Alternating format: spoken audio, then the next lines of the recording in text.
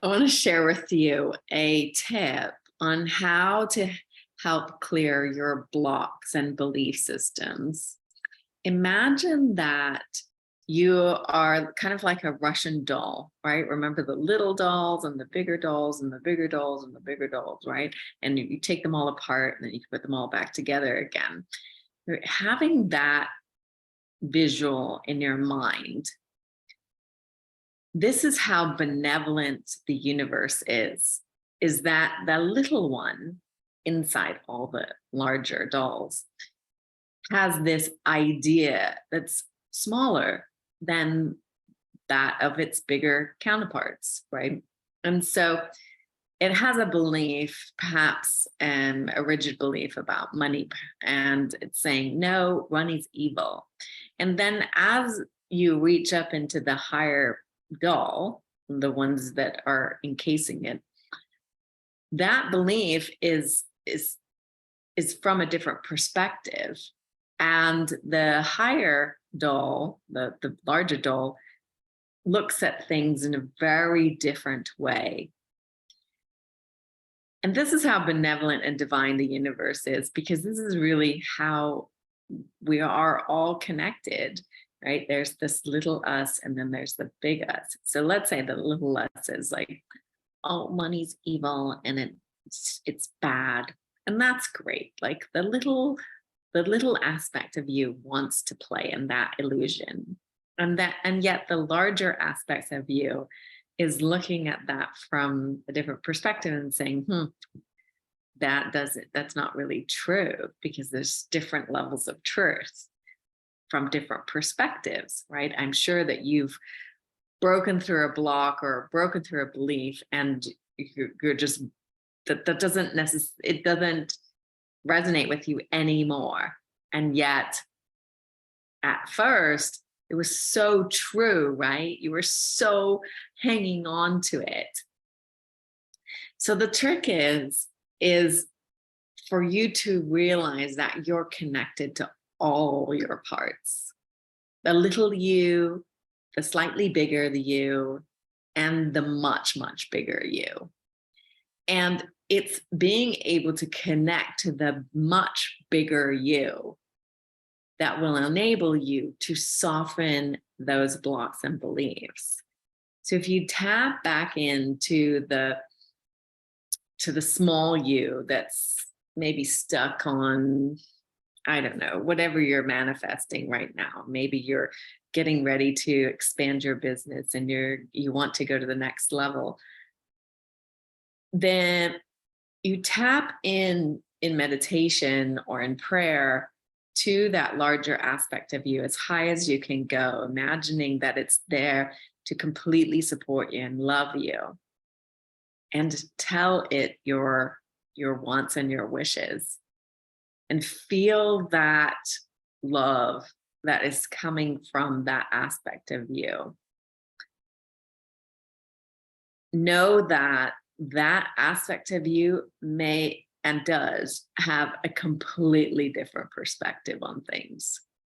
It has a larger viewpoint of what is either in the past or in the future that can manifest, right? It has a multidimensional experience of itself. So it has this viewpoint that perhaps, maybe just like, for instance, the little you says, oh, I want to plan an outdoor event on Friday and it has to happen.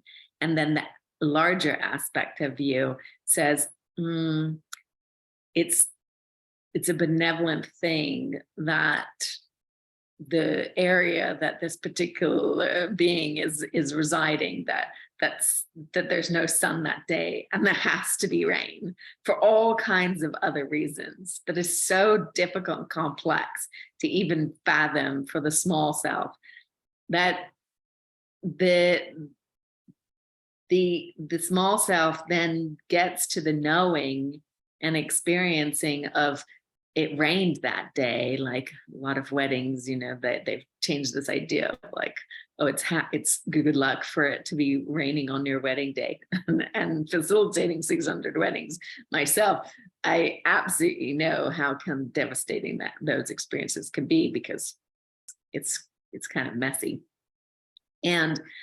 But there's all kinds of magic that actually happens sometimes from those experiences, from those external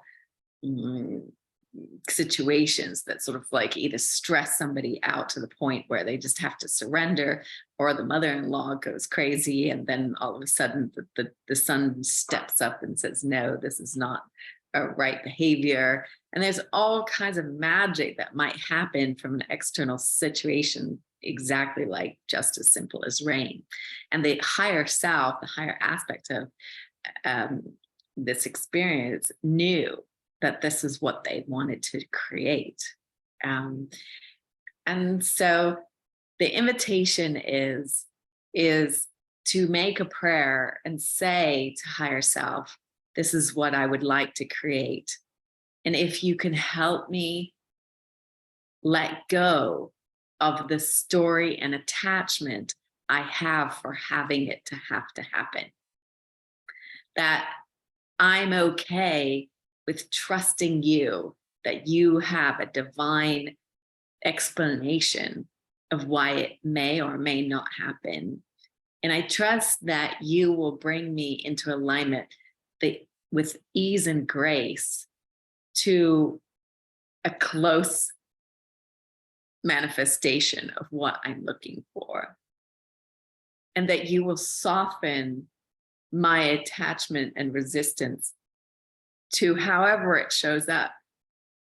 Because ultimately, if you practice this and you're surrendering to your higher self's wisdom, then you as your little self, and no matter how big you get, you're always going to be the little self, because there's always infinite possibilities of larger selves and smaller selves.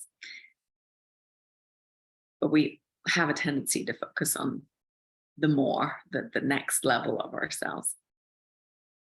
The invitation is to surrender and allow for the magic and the wisdom to happen.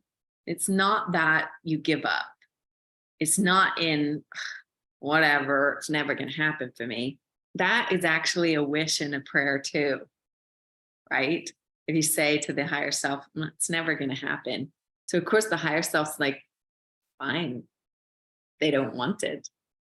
So it's a co-creation. It's a statement to saying, yes, this is what I would like to create, but staying in the state of openness, staying in the state of awareness, staying in the state of surrender, then perpetuates this vibration and frequency of flow and ease and grace and openness and fluidity, without the rigidity of it has to be forced and pressured into this particular framework. And if it doesn't, I'm going to get upset.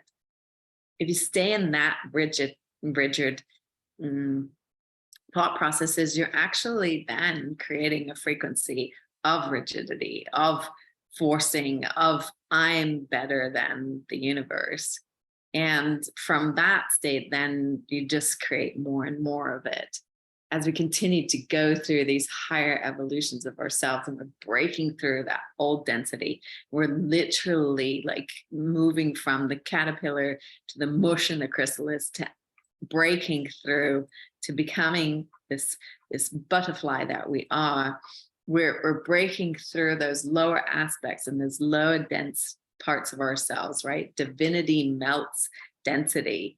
And so the more divine, the more